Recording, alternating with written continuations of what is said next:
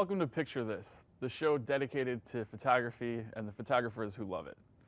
Cameras are all around us and can be used for a variety of tasks, from medical imaging to deep space exploration.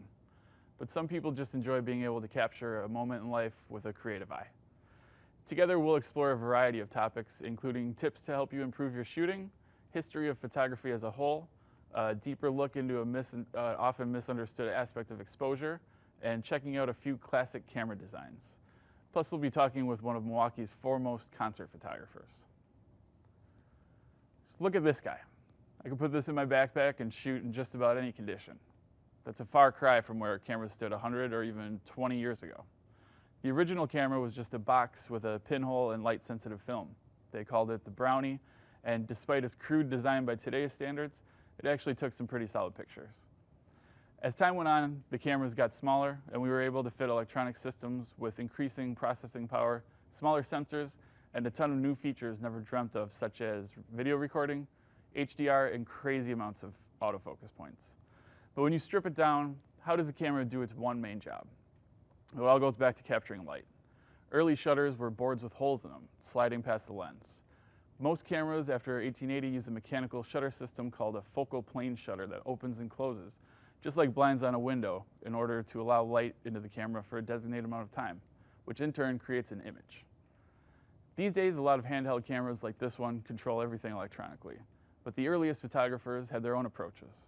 Without a shutter, they would just find an object to block the lens after exposing it for an amount of time based on the film speed, but we'll get into that later. Some even still just use their hand, hat, or lens cap because they don't need to rely on a set amount of time. This is usually used for dim light or night photography using a tripod. That said, it's hard not to appreciate the convenience of more portable cameras these days. One of our photographers went out to a local park to get some cool pictures.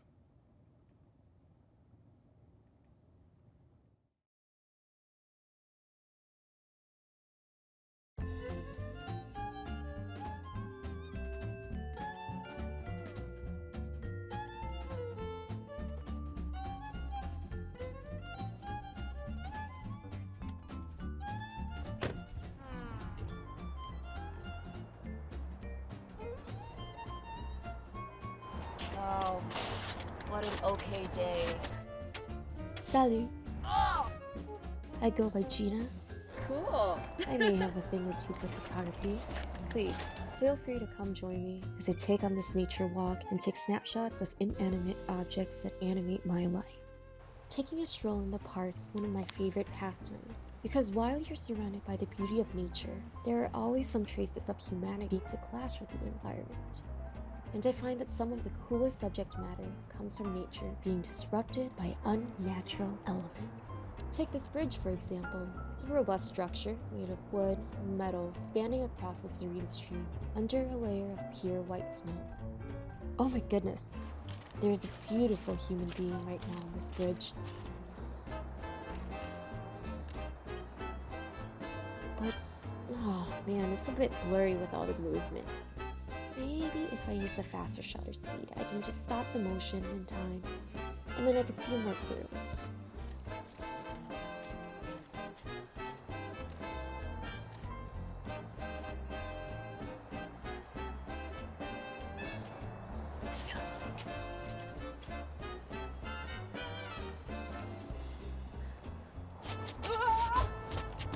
Alright, back to the mission of scouting for more beautiful things in life.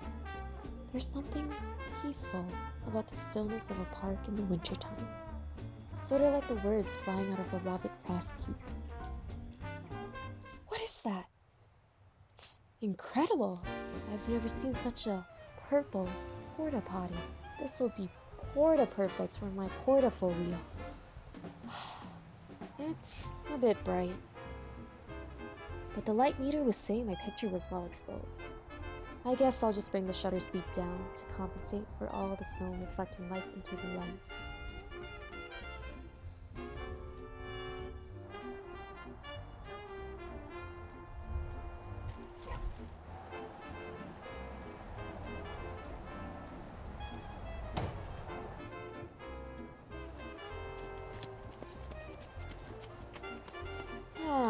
Another beautiful day to slay away. hope I don't bump into that beautiful human. I might get distracted again. But the playground. A nice place for kids to run around without many constraints. And the juxtaposition of the structure of steel and plastic with the expansive nature surrounding it can make for a pretty nice picture. Also, someone's on the swing. I'll just use my telephoto lens because it's pretty far away and I don't want to ruin my new boots walking through the snow.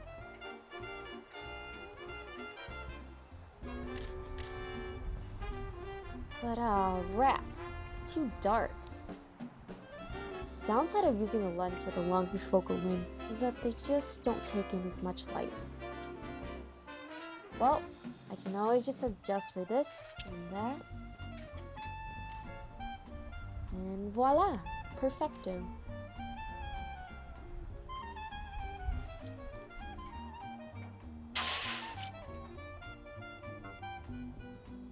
Ah!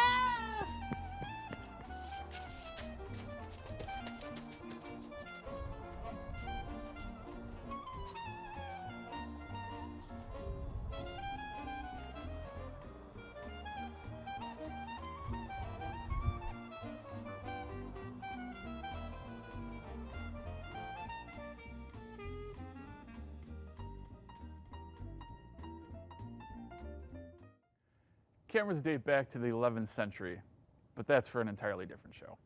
In the early 1900s, George Eastman started Kodak and brought cameras to the mass market with his line of Brownie cameras like this Kodak Brownie Box No. 2.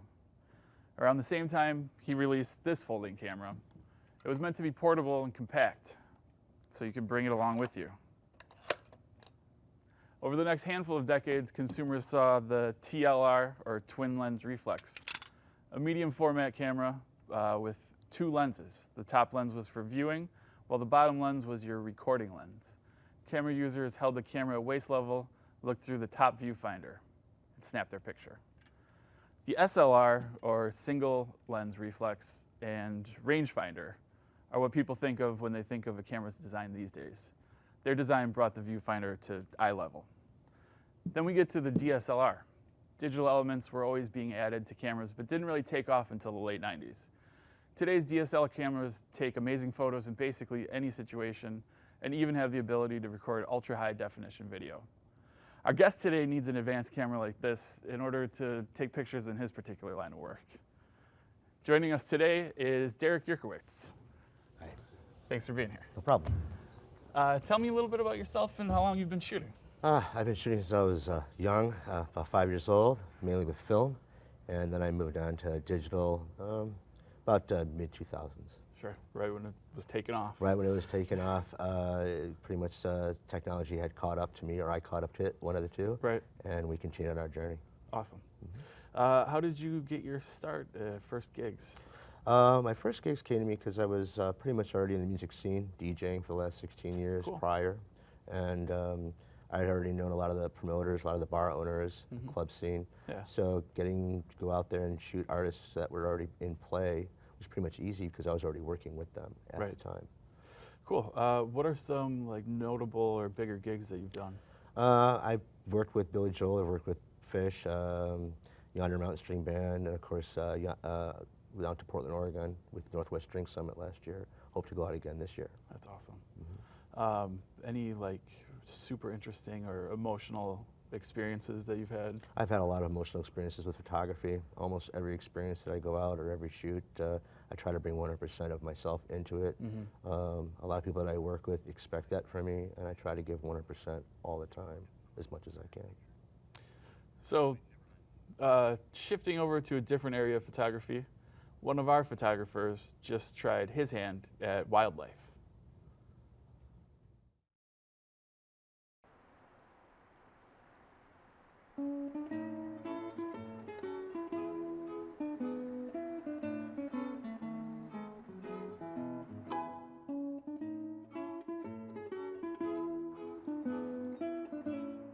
Oh man, these pictures never turn out right.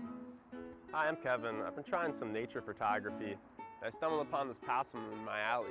I wanted to get a good picture of it. I I can't seem to get enough light on the subject.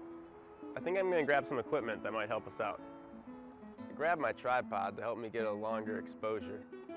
Hopefully that'll help me get more light on the subject. I like to adjust the bottom legs first so I don't have to bend down twice and make adjustments later. First time I did that, I ended up slipping on some ice. Broke my back in 3 places. My grandpa actually thought he invented the camera until he found out about the internet. And it turned out that it was invented actually about 70 years earlier. You can see the possum better, but everything's blown out. It's kind of hard to see the edges. Maybe I should get my flash to try to add some of my own light.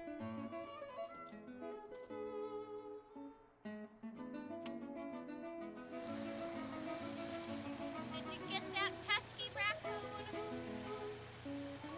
I don't want the flash coming from my camera, so I'm going to use this wireless flash to take it from another angle. My professor always used to say I was a pretty good photographer. It wasn't for my pictures.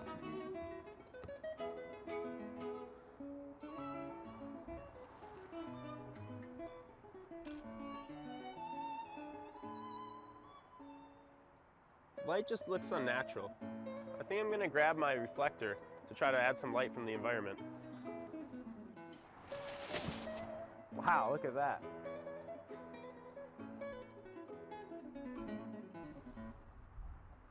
Wait a minute. What is that? Wait, is that just a stuffed animal? What the?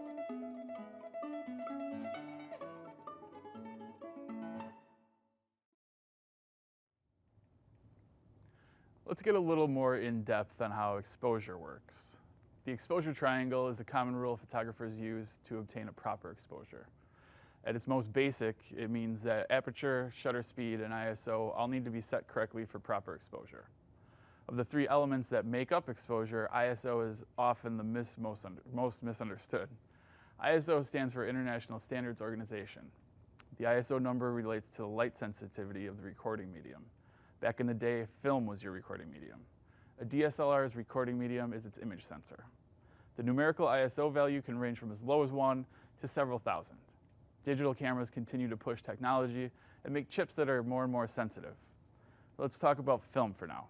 The higher the ISO of the film, the more sensitive that film is to light. A film with a lower ISO, the less sensitive to the light.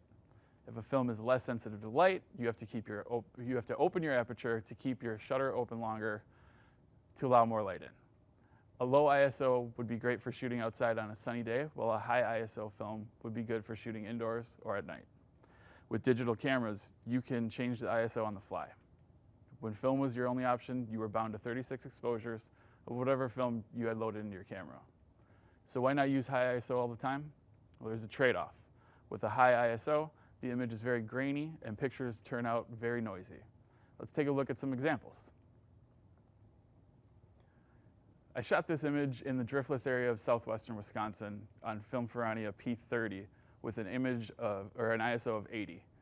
With the low ISO, I had to use a bit of a longer shutter speed of 1/60th of a second with a large aperture of f2 to allow more light into the lens.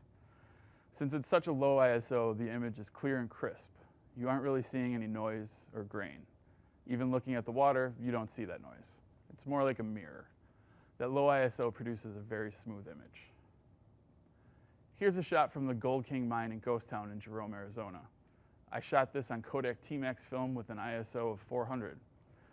Although the ISO is essentially quadruple the first, it's still a very clean image.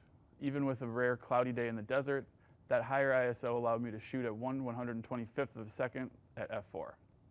If you look towards the bottom of the image, on some of the more out of focus parts of the machinery, you can see the grain starting to come through, but you don't really see that grain unless you really study the photograph. 400 ISO film is one of the most versatile and popular films available.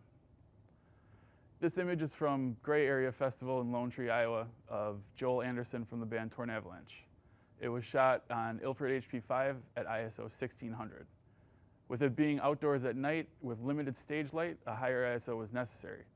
It took a combination of a 1/60th shutter speed, a wide open aperture of 1.5, and that 1600 ISO film to capture this one. You can really see a lot of grain in this image, not only in the out of focus parts, but all over. You can really see the grain stand out in the darker parts, and it's still prevalent in the lighter areas. This is a perfect example of a situation where I was outside at night and needed to use a higher ISO. By compensating with high ISO film, you lose a bit of the image's smoothness. So directly relating to film speed, ISO on your digital camera measures the sensitivity of your image sensor. The same principles apply. The lower the ISO, the more light is needed. The higher the ISO, the more sensitive your camera's image sensor is to light. The trade-off is more grain. Digital camera technology continues to get better, handling high ISO, low light situations better. As a concert photographer, I'm sure our guest has had to boost his ISO in those low light situations. So what makes your process unique? My process is unique because of the development that occurs after the photography is complete. I've experimented with different styles and parameters within photography and within development, using Lightroom 6 for about 7 years. Yeah. And after experimenting enough, you try to find your niche, and then you go with it. Cool. Let's take a look at some of your pictures. So tell us a little bit about this one. This was shot down at the Park West. This is Turquoise. I worked with them last week for a couple shows, one at the High Noon Saloon and the other one, of course, this one at the Park West. It was a really fun time working with the disco ball, very dark, and the settings were a little tricky for this shot. What did you use to shoot this one? This shot in particular, I do believe, was with the 17 to 50 millimeter 2.8, and it was probably shot around 4 on the aperture because I wanted to keep it a little shut to get more of the light, and it put a little stress on the camera. Sure. And it made the light a little bit more detailed. Are you using flash at all, or just using the available light? I never use flash. I try to stay away from flash as much as possible. I will use flash for fill on outdoor exposures, or if flash is needed or warranted for the situation. Cool. Well, let's take a look at another one. This was Corey Wong. This was last Saturday night. Corey Wong down in Chicago. This picture took a little patience because you had to wait for the lights to come up across the crowd to get the effect of and visual of everyone there. This is something that doesn't occur all the time during a concert. It's actually quite dark. Usually highlights, again, patience and keeping an eye on the lighting director do help. Yeah. So are they allowing you all access to the venue during these times, or are you just kind of trying to get the best that you can? Some shows you do get all access. Some shows you do get to hang with the band backstage and get some behind-the-scenes shots. Most of the time you're brought in to just do your job and deliver a quality product, and I try to get in and out as quickly as possible. Awesome. Let's take a look at one more. This is Yonder Mountain String Band. Last year, I do believe this is at the Sylvie in Madison, Wisconsin. They did an excellent job. I toured with them a couple times, a great bunch of people from Colorado, and this is a really, really fun shoot to do. The challenge behind it was I was working with 3 bands instead of 1, so you had to come up with a different style, a different look for each one of the sessions from the same concert. That's amazing. Let's take a look at one more. This is also from that actually same show. This is Fireside Collective. They were performing before Yonder Mountain did, and it took a little patience again to get a different angle, a different look, and a different perspective from the same stage that another band and yet another band would be using later in the same show. Is that lasers, or is that just the No, beams those are of just light? the beams of light. That's You wait, awesome. yeah, a lot of patience, and again, special settings and experience can really draw that out. Right. Let's take a look at one more. Northwest String Summit. This is also a picture of Yonder Mountain. They're actually performing in front of the crowd on a Friday night. This was taken at about 160 feet above the stage. That's a great shot. We call it the wreath because the trees kind of laid out the terrain for it, and also the white borders also created a, it didn't really show the sky, so you didn't know where the ground ended and the sky began. Right. Yeah, that one's really cool. Thank you. Do you have any upcoming gigs or anything that you're working on now? I'm working with Magic Beans for the next couple days, Cool. and then I'll be going out with Railroad Earth at the beginning of March, and I'll be hanging out with Yonder Mountain again real Awesome. soon. Yeah. Out on tour? Yes, sir. Yeah, Cool. love going out on tour as much as I can with the bands. I used to do 1 shows here and there, but now I'm doing like 2 or 3, possible up to 5 every time an artist comes through the area. That's awesome. Do you have any advice you could give to budding photographers out there? I'd like to tell all photographers to just get out and shoot as much as you can. Shoot everything. Go to the museum, go to the aquarium, wherever you can, and just take pictures of everything. Fire Right. hydrants, and you find what really works for you. So I hear that there's an upcoming celebration of your company. Yes, today was marks the 6-year anniversary since I launched DWOOK, Yeah. and so it's quite special. It doesn't seem like it's been 6 years. It feels like it's 12, but It's a big step yes, it to is. do your own thing. Yes, it is. But I represent a lot of people, a lot of my clients, fans, and family, everyone, and I'm just trying to do the best that I can. Awesome. Congratulations on Thank that. you very It's a much. really big step. Thank you. Where can we see more examples of your work? You can check out my work at dwook.com or anywhere on social media. You can just follow DWOOK link, and you can find all of my work. Awesome. Thanks for being here. Thanks for sharing with us.